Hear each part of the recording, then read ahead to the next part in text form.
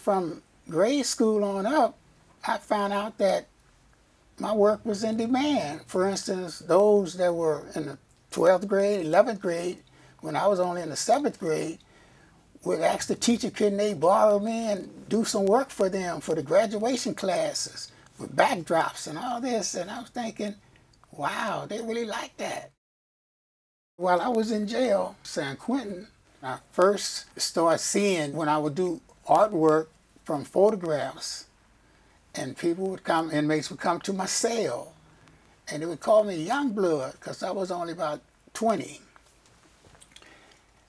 And I was amazed, and you know, they would just line up, the inmates, and they bring their photographs of their loved ones, their children, wives, and I would do the rendering photographically, you know, just with the charcoal and the lead pencil. There was one person that told me, you know, you're really good about this. And he had just came in from Soledad prison. He was transferred to San Quentin, where I was doing my time.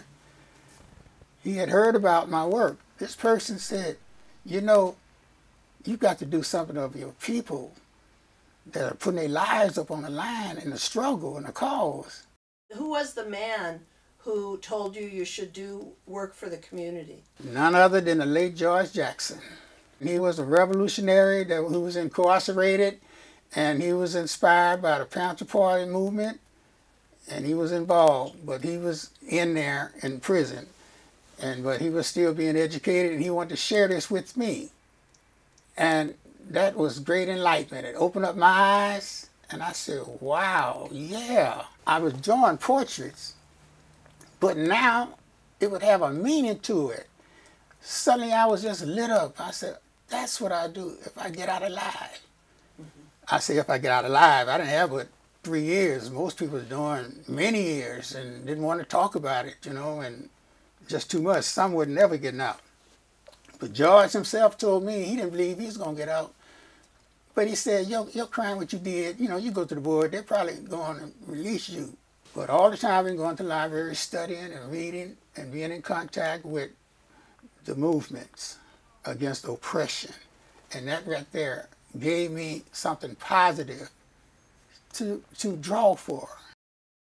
When I got out, there were organizations going around. I would go and talk with different representatives. Brotherhood Crusade, it was like a black organization from Watts established that would help fund those in that community. Eventually I became one of their top artists. I did illustrations, lay out pamphlets, flyers, booklets. From that organization, other like CORE, different other black organizations, they would see my work. When I did some artwork of Huey Newton, the people in the community just made me an artist for the Black Panther Party, because I was doing artwork of the people, top people involved in the party. Eventually, I got to meet Emory Douglas. I went to the headquarters in Oakland because I was inspired by the artwork. Emory Douglas is an artist for the party and the party newspaper. And I was just inspired by him because of his art style, plus the fact that he worked the newspaper. He knew the mechanism of it and how the newspaper would get his images out and his messages out. So I went to Oakland and we finally met. And he had heard about me and my work. And he was telling me, you the one that got it, you did, you know, this and that. I said, oh no, because you're doing more than just artwork. You were really working with it. In that instant, I started realizing this is the direction that I should be going in. So I dedicated myself to doing more work of different the leadership. Bunchy Carter, he's directly from my community, from Watts. And what I liked about this great warrior, he was restless. And he was tired of all the oppression and injustice. He was sincere and he was educated and he was for what was good and right.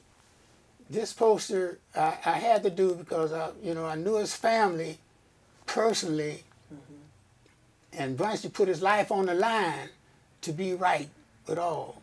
I did David Hilliard, I did You had Eldridge Cleaver, Kathleen Cleaver, just about all the leader heads. One time I was at a park, and this man touched me on the shoulder, and I turned around.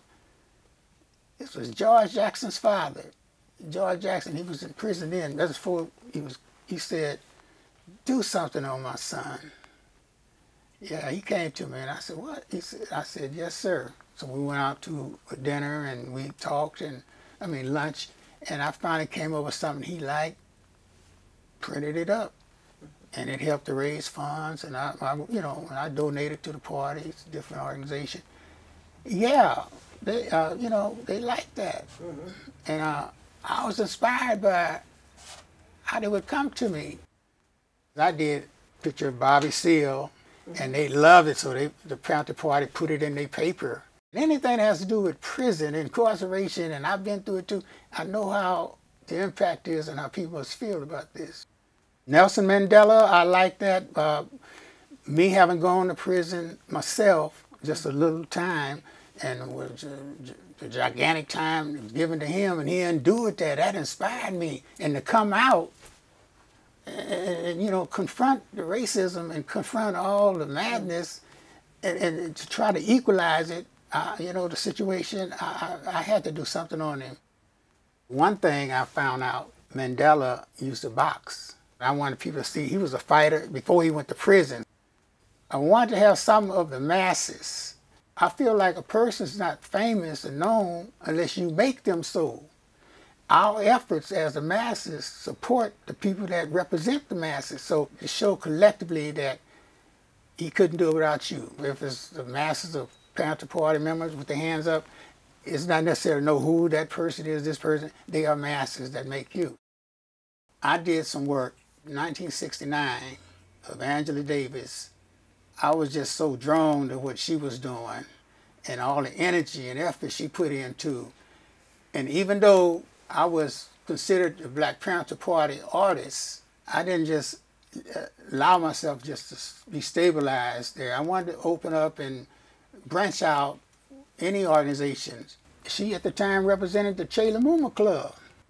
That was the time when the world of revolutionaries, especially the black ones, we were fighting against one another, the NAACP, the US organization, the Panther Party, the CORE, the different philosophies, different ideologies, but fighting for the same cause and the same struggle. Angela somehow united the energies of all these and the efforts of these different organizations to come together because she was a sister being railroaded.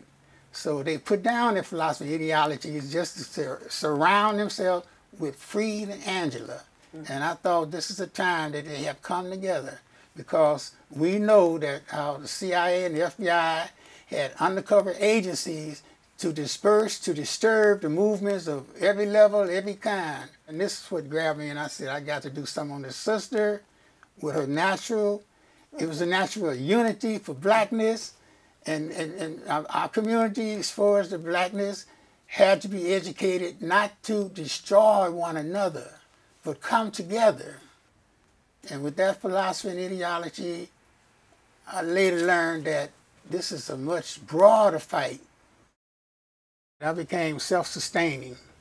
Word of mouth and rallies, and it started like that. And then eventually I was called, national magazines. I was being contacted to do articles on me. So it just snowballed. Yeah, snowballed like that. So these Ebony, Sepia, they would go all over the country, and so articles done on me, and even Africa, I was being contacted from students from Africa.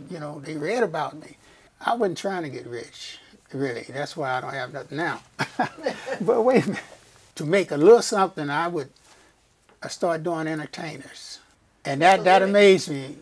Muhammad Ali, he just grabbed my hand. I was at UCLA one time, and he was on stage. They were doing a tribute to him, and he saw me out there, and he said, "Come on up here."